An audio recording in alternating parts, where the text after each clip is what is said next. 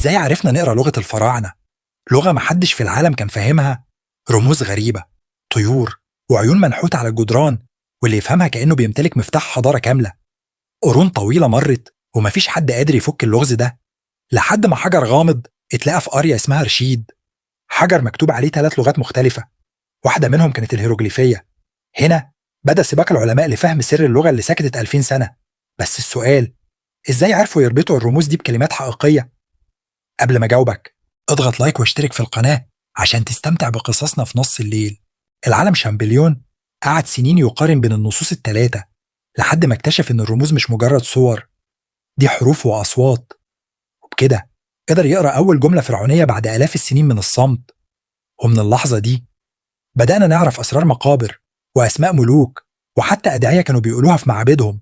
اكتبوا في التعليقات عايزين الفيديو الجاي يكون عن إيه.